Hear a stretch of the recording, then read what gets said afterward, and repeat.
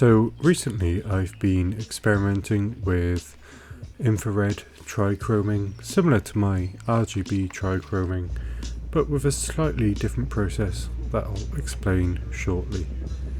Basically, there was a film stock invented back in the Vietnam War that exposed war camps under the shrubbery and the leaves, and I want to basically imitate that, which was called Kodak Aerochrome, that was discontinued in about 2012.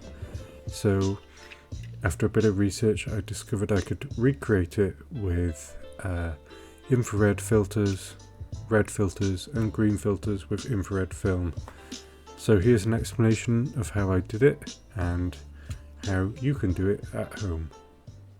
In my previous attempt of RGB trichroming, I used a red filter, a green filter and a blue filter. However, in infrared trichroming, you swap out the red for an infrared filter, you swap out the green filter for your red filter, you swap out your blue filter for a green filter. So instead for the standard red, green, blue, you have infrared, red, green. For this project, I'll also be using non-standard black and white film, such as Rollei infrared. I have it in 35mm and 120. So join me on this adventure to see how it went. It's basically very difficult to look through with the naked eye, but this is what it looks like.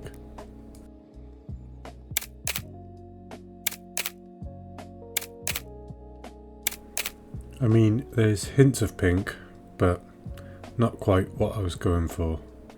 And obviously the camera moved in between shots, so that's something I had to work on.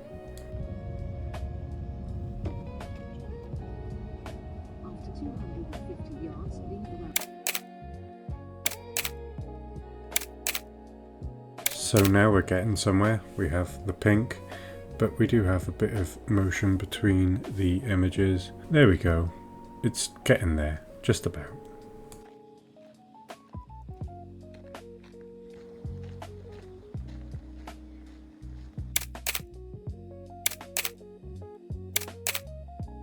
So I think this one is one of my favourites. I got the camera steady on this one. The only problem is the boats moved obviously in water.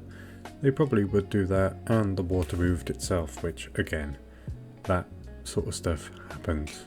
So I moved on, and this is where it sort of went a bit downhill, but not much B-roll for here. Let's see what I did.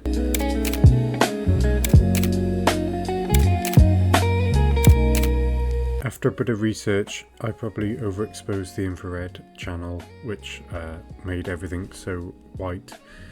Something that I went on to do for the rest of the day.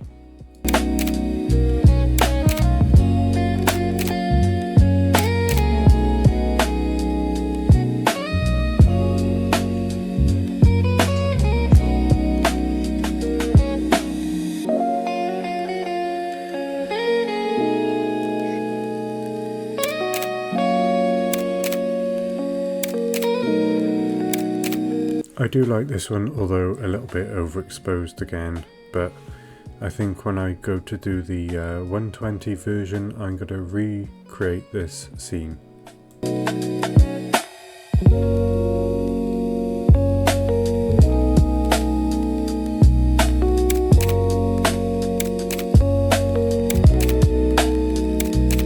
So yeah, the next part of this I'm going to move on to medium format, try exactly the same thing, similar but different subjects, and we'll see where we go from there.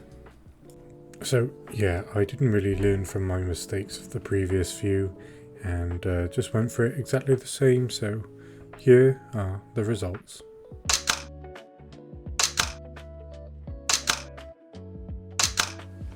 I'm going to take this one as a win, because you got the pink, you got the nice sort of background.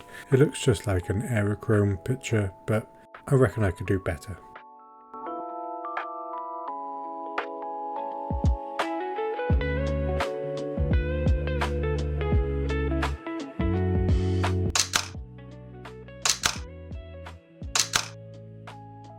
Overall, I think this one is the best of the lot. You've got the blood red trees, you've got the pink grass, you've got a good contrast between foreground and background, and overall it just works as a false aerochrome sort of film. Now, some questions that I'm sure you're eager to ask, and that is how I did it and what I would do to improve for next time. So the first thing I would say is, if you're shooting on medium format, make sure to flip that mirror up. Basically, the mirror can cause a bit of vibration that will basically affect each image and will cause a bit of distortion. Line up your shot, meter, then flip the mirror up. Secondly, what I would say is, it will say for the infrared to increase by 7 stops, and for the red and green filter increase by 3 and 2 1/3 stops. If it's ultra bright, like it was when I did it, maybe do about 5 for the infrared and 2 to 3 for the other 2 filters, just because they're all a bit, well, they were all very overexposed and it sort of ruined most of the images. Overall, I'm going to call this a semi-success because I did get a few decent aerochrome sort of adjacent images out of it. What I'll do for next time is basically not overexpose every single image. I'm going to open it up to f22 on every single image, even if that means waiting a few seconds per image. Learn from my mistakes, from what I did wrong, what I did right, and merge them together to make a pretty decent infrared trichroming image. Thank you very much for coming along on this journey. I hope you found it useful. If you have any questions, just leave them in the comments below. Thank you, and I'll see you on the next one. Goodbye.